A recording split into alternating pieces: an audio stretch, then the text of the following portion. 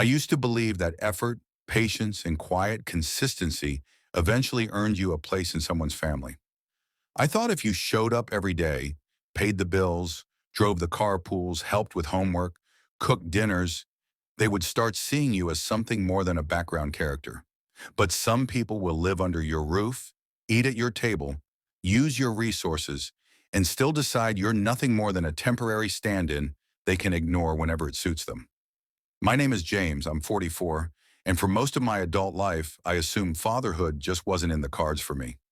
I built a stable, predictable routine around that assumption. Systems architecture for a logistics firm, reliable Toyota, gym after work, weekend games with friends.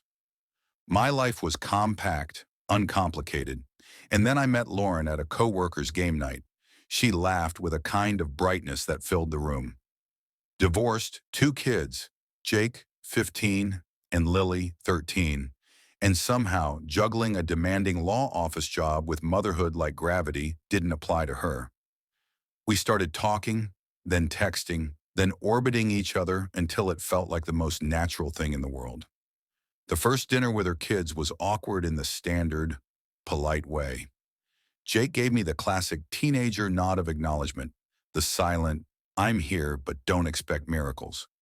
Lily hid behind her hair and her phone, but perked up when she talked about art. I took mental notes, basketball for Jake, painting for Lily, don't overshare, don't dominate the conversation.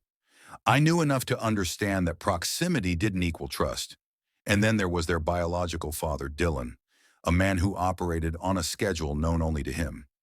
He appeared every other weekend when the custody agreement demanded it, always with a shiny distraction in hand. New shoes, new makeup, new gadgets. But when real life showed up, braces, permission slips, doctor visits, he evaporated like smoke. When Lily sprained her ankle, it was me in the car with Lauren, navigating late-night traffic while Dylan posted gym selfies 3 towns over. As time passed, the kids adjusted to me being around. Then they adjusted to me doing things. Fixing the Wi-Fi, running out for midnight poster board, teaching algebra at the kitchen table, picking up canvases for Lily when she forgot her school deadline. It felt good at first, being useful, being a presence, being relied on. 2 years later, Lauren and I got married in a small, intimate ceremony. I moved into her larger house, closer to the kids' school. I sold my townhouse and shifted nearly all my income toward our new household: mortgage, insurance, groceries, utilities. Lauren asked that I keep my name off the deed for the kids' future security. I said yes because I believed marriage was built on trust, not paperwork. I set up my home office, filled a kitchen cabinet with my absurd collection of oversized coffee mugs, and told myself I was finally part of something meaningful. But my title never changed. I wasn't dad. I wasn't even stepdad. I was always just James. I didn't expect parental titles. I wasn't trying to replace anyone. But I did expect basic respect. At school events, Lily would gesture with a vague wave.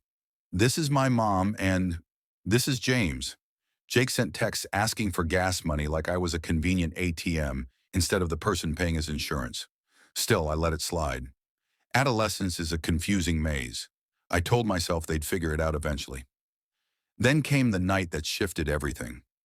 I was in the den finishing some work, the house quiet except for muffled voices drifting from the kitchen. Jake's voice cut through first. Mom's on my case about my biology grade again. Lily answered, she only cares because James makes her care. Jake snorted. James needs to chill. He's not even our real parent. And then Lily delivered the line that lodged itself in my chest like a splinter I couldn't remove. We literally don't have to follow step-parent rules.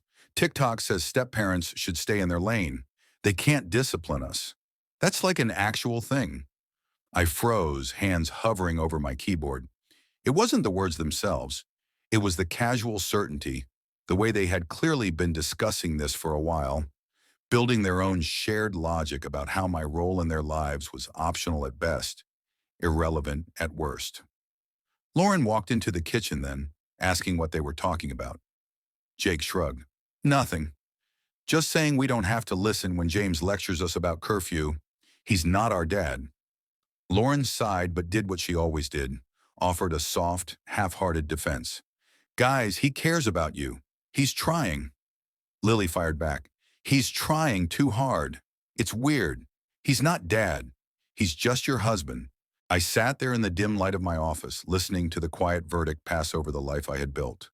4 years of effort distilled into one unspoken consensus. I was optional, replaceable, an accessory to their convenience. And something inside me shifted. Not anger, not bitterness, just clarity. If they truly believed I had no authority, no role, no place, then I would give them exactly what they claimed they wanted. No more step-parent rules and no more step-parent resources.